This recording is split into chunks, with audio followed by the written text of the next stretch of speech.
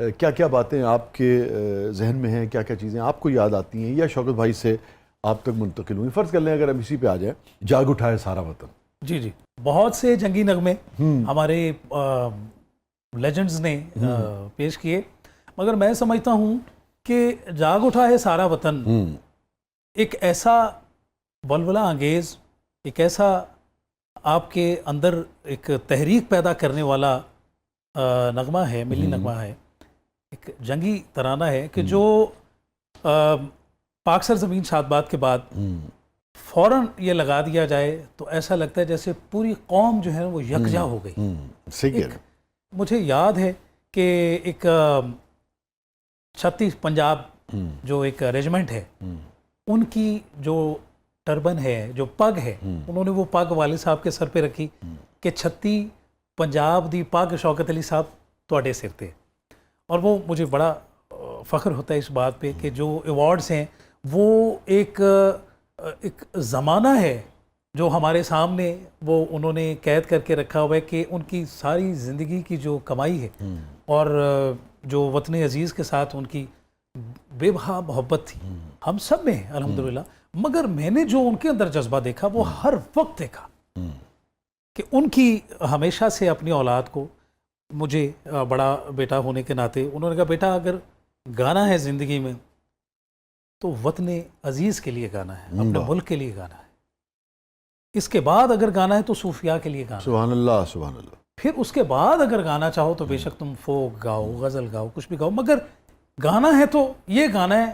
اور ایک چیز اور اگر آپ دیکھیں تو فوک اور غزل میں بھی جو انہوں نے انتخاب کیا کلام کا وہ انتہائی معیاری ہے. جی جی, یعنی کہ وہ بھی ایسا ہے جو کہ انسان کی تربیت کرتا ہے, شخصیت سازی کرتا ہے, کردار سازی کرتا ہے, سارے کا سارا کام جو ہے. سر 1970 میں میں ایک سروے پڑھ رہا تھا کہ ان منسٹری آف کلچر نے جو فوک لور سانگز سارے وہ لکھے کہ, اور پھر اس میں باقاعدہ EMI نے ریلیز جو کیے, اس میں 8 سے 10 اس زمانے میں 8 سے 10 جو گیت تھے جس کو فوک کے نام پہ انہوں نے ریلیز کیا, وہ سب والد صاحب کی بنائے ہوئے اور ان کے لکھے ہوئے گیت تھے. اب وہ بولیاں تھیں ننگا رکھ دی کلپ والا پاسا, وہ جو ساتھوں کونڈ کٹ دی, اڈانی ہے گلی دے وچ چرخا, بہتیاں دے خون ہون گے نہیں جن میری, اور ویکو سرخ گلاب ہوئے, ان کا گیت ان کا لکھا ہوا جو مہیا ہے شوکت علی صاحب کا, ویکو سرخ گلاب ہوئے تے ربا تیرے کول آئیے شالا اوتھے بھی پنجاب ہوئے. جو اپنی زمین سے اتنی محبت تھی وہ انہوں نے اپنی شاعری کے ذریعے سے اس طرح بیان کی. یہ درست کہہ رہے ہیں آپ, درست کہہ رہے ہیں. بہت اپنے کلچر سے, اپنی زبان سے بہت ان کو محبت تھی. مجھے یاد ہے 15-16 سال ہو گئے ہوں گے شاید, میں لائیو جا رہا تھا پروگرام. میں اس زمانے میں بھی یہ سوال پوچھتا تھا اپنے شو میں کہ کوئی ریگریٹ ہے زندگی میں, کوئی اس طرح کی کوئی بات, اس طرح میں نے ایسا ہی کوئی کویسچن ان سے کیا, وہ پڑا ہوگا اس میں ریکارڈ پہ. تو رات گئے پاکستان ٹیلی ویژن سے. میں حیران رہ گیا, میں آج تک حیران ہو جاتا ہوں اس بات پہ کہ کوئی شخص کتنا کمیٹڈ ہو سکتا ہے اپنی زبان سے, اپنے لباس سے, اپنے کلچر سے, اپنے لٹریچر سے, اپنے بڑوں سے. اس طرح کا کوئی سوال تھا جس کے جواب میں پتہ انہوں نے مجھ سے کیا کہا. کہنے لگے جی میں کچھ عرصہ پہلے, ہمارے ایک بہت بڑے شاعر تھے, میں نام لے لیتا ہوں چونکہ انہوں نے نام دیا, کہنے لگے منیر صاحب, منیر نیائی صاحب. جی جی, وہ اپنا عموماً شلوار قمیض پہنا کرتے تھے. جی, ان کو ایک کلب میں اس لیے گیٹ پہ روکا گیا کہ وہ انگریزی لباس میں نہیں تھے. جی, تو اس کا شوکت صاحب کو بہت ذاتی طور پہ بڑا دکھ تھا. حالانکہ وہ میں نے ان سے بعد میں پوچھا, میں کہ جی کوئی 2-4 دن اگے پیچھے دا واقعہ, کہنے لگے نہیں بہت پرانا واقعہ ہے, پر وہ میرے اتنے نقش ہو گیا ہے کہ میرے ملک دے وچ, میرے ہی پنجاب دے وچ, میرے ہی لباس پا کے ایک بندہ جڑا ہے اپنے ہی ایک ادارے دے وچ, اپنی ہی ایک بلڈنگ کی جانا چاہ رہا ہے, ٹھیک ہے نا, وہ دی وجہ صرف تسی یہ کہندے ہو کہ لباس جڑا ہے یہ الاؤڈ نہیں ہے. جی جی, تو بڑا ان کو رنج تھا اس بات کا. اس ایکشن کا جو ری ایکشن تھا وہ میں عرض کرتا ہوں. جی پورا واقعہ یہ 1969 کا واقعہ ہے. اچھا آپ کو یاد ہے؟ جی جی, 1969 کا واقعہ ہے جس میں منیر نیازی صاحب اور شوکت علی صاحب جانے لگے تو انہوں نے کہا you are not allowed to go inside because you are not properly dressed up. جی, کیونکہ شلوار قمیض میں تھی. انہوں نے کہا اچھا جی چلیں ٹھیک ہے. اب شوکت علی نہیں آئے گا جب تک شوکت علی کو خود نہ بلایا جائے, وہ بھی اسی لباس میں. اس سال کے بالکل آخر میں नेशनल बैंक ऑफ पाकिस्तान का प्रोग्राम था। पूरे पाकिस्तान में नेशनल बैंक के जितने भी अफसरान थे और लाहौर के जो इंतज़ामिया के लोग थे, सरकारी DCO, कमिश्नर साहब, सब ये सब इनका प्रोग्राम था। तो इन्होंने कहा हमने शौकत अली को सुनना है। उन्होंने कहा कि हम आपको सुनना चाह रहे हैं। उन्होंने कहा जी मैं हाजिर हूँ, कहाँ? उन्होंने कहा जी, मैं कहा जी एक शर्त है, अगर आप आएंगे, आप शलवार कमीज़ में आएंगे, आप खोसा पहन के आएंगे, आप पगड़ी पहन के आएंगे, तो फिर शौकत अली आएगा। उन्होंने कहा सब के सब इसी लिबास में होंगे, हम आपके इंतज़ार में। तो लुत्फ़ आया इस बात का कि जब वो महफिल हुई तो उन्होंने देखा कि जितने लोग हैं वहाँ सुनने वाले, वो सब उस पंजाबी लिबास में, उस शलवार कमीज़ में थे। उस अपने लोग जो कौमी लिबास जो था, अपने कौमी लिबास में उन्होंने उनको सुनाया और सुना। उन्होंने कहा जी अब तो आएंगे। उन्होंने कहा जी अब तो मेरा बाप भी आएगा। क्या बात, वाह वाह वाह, क्या लोग थे यार। देखिए अब वो अल्लाह की तकसीम तो अल्लाह ही जानता है ना, हुनर भी उसका है इमरान जी, और उस हुनर का जो इस्तेमाल जिस ज़ुबान से करते हैं वो भी उसका दिया हुआ है। उससे जो धुन बनती है, जो याद करते हैं दिमाग, वो भी उसका है।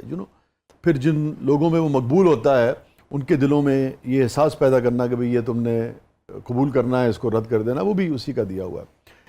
मगर ये जो पॉजिटिव खुददारी होती है, इंसान की खुददारी, इसको यकीनन बारी ताला मोहब्बत से देखते होंगे, बहुत नवाजता है। क्या बात है यार, क्या क्या। मैं अपने भी जज्बात आपको बता दूं, यानी कि उससे पहले सिर्फ शौकत भाई से हमारी मोहब्बत थी और प्यार था। आज देखे ना, मुझे तो नहीं पता था कि ये बात इस तरफ जाएगी, मगर आज भी मैंने उस वाक़े को उनके एहतराम की और उनके बड़े इंसान के तौर पे मैंने ये वाक़या। सर बड़ी बात है कि आपको याद है, आपने कोट किया। और उसके बाद से शौकत साहब का जो मकाम था मेरी ज़िंदगी में, और जिस तरह से मैं उनका एहतराम करता था, करता हूँ, करता रहूँगा, वो बिल्कुल ही बदल गया था उस दिन से लेके आज के दिन तक। फ़नकार तो होता ही है, एक यानी कि काबिल ताज़ीम होता है, मगर ये जो वाक़या है ना, ये एक बहुत गैर मामूली आदमी का वाक़या है, मैं समझता हूँ। और ये हौसला, ये खुददारी जो है, वो किसी किसी को नसीब होती है। वो फनकारों की शौकत थे, अल्हम्दुलिल्लाह, शान थे। ये जो था जाग उठा है सारा वतन, इसकी कॉम्पोजिशन किसने की थी और लिखा किसने था? सर ये शाह जी हिमायत अली शायर, हाँ हाँ हाँ हाँ, यस, उनका यस। लिखा हुआ, और इसको कंपोज किया था खलील अहमद साहब ने। खलील अहमद साहब ने, वाह। और इसकी एक बहुत बड़ी तारीख़ है, चूँकि इस वक्त जो सोशल मीडिया पे जो ये गीत मौजूद है वीडियो में, उसमें मैं भी शामिल हूँ, जो प्रेजेंट किया जाता है ना ज़्यादा। मुझे याद है ये 90 या 91 की बात है। हम लोग इस्लामाबाद GHQ में गए, 6 सितंबर का प्रोग्राम था। वहाँ मुझे मौका मिला मसूद राना साहब और शौकत अली साहब के साथ एक ही रूम में ठहरने का, और बहुत सी बातें उनसे पूछने का। चूँकि मुझे शौक़ होता था, मैं हर वक्त वालिद साहब के साथ अटैच रहता था, तो मैं अंकल से भी पूछता रहता था तमाम बातें। तो फिर अल्लाह बख्शे मसूद राना साहब को, उन्होंने कहा कि मैं तुझे असल बात बताऊं, इसकी तारीख़ क्या है, कि जब EMI में इसकी रिकॉर्डिंग हो रही थी तो अस्थाई पूरी रिकॉर्ड हो चुकी थी जाग उठा है सारा वतन। मैंने एक गीत करना था, मैंने और तुम्हारे वालिद ने, फिल्म का। तो मैं बाहर आया तो मैंने नॉक करके ना तो इशारा किया कि यार चलो हमने AM स्टूडियो पहुंचना है, तो जल्दी ख़त्म करो। तो तुम्हारे वालिद की जो मोहब्बत थी मेरे साथ एज एन आर्टिस्ट और एज ए ह्यूमन बीइंग, हमारा बाप क्या था वो मैं तुम्हें बता रहा हूँ, कि वो अस्थाई रोक के खलील अहमद साहब से उन्होंने कहा कि खलील साहब इसको दोबारा करें, आप राना को अंदर बुलाएं। वाह। बाहर मसूद राना खड़े में हैं, ये हम मिल के करेंगे तो इसमें खूब जज्बा होगा।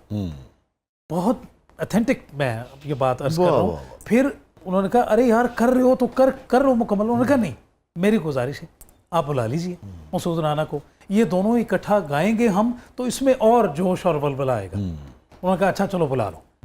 वो उनको राना साहब अंदर आए, फिर दोबारा से शुरू किया, साथियों मुजाहिदों,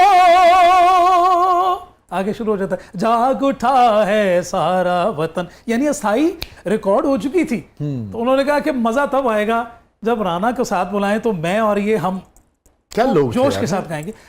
ایک دوسرے کے ساتھ جو اٹیچمنٹ, جو محبت اور جو عزت دیتے تھے نا, باہمی احترام. باہمی احترام. اب دیکھیں نا کہ حسد کا تو ذرہ بھی نہیں ہے نا کہیں, اور مسابقت کا بھی کوئی ذرہ نہیں ہے, کہ اتنی اور بڑی اپنے کام سے محبت ہے, وطن سے محبت ہے, ہم ہو نہ ہو مگر کام جو ہے وہ ہونا چاہیے نا. یہ دیکھیں نا, یہ رسپیکٹ ہے اور یہ تعظیم ہے. کیا خوبصورت ترانہ سی ہے. جدو چلتا سی بندہ کئیاں گلیلنا بندوقہ لا کے انڈیا تر پہ سی. کیونکہ اور بعد میں یہ بھی ہوا کہ جب ماشاءاللہ لگا نا, تو پھر یہی گانا جو ہے نا وہ ٹی وی پہ سب سے زیادہ نشر ہوتا تھا. نشر ہوتا ہاں, تو جیسے ہی آتا تھا تو ایک بار تو لوگ گھبرا جاتے تھے, دوبارہ آتے نہیں لگ گیا.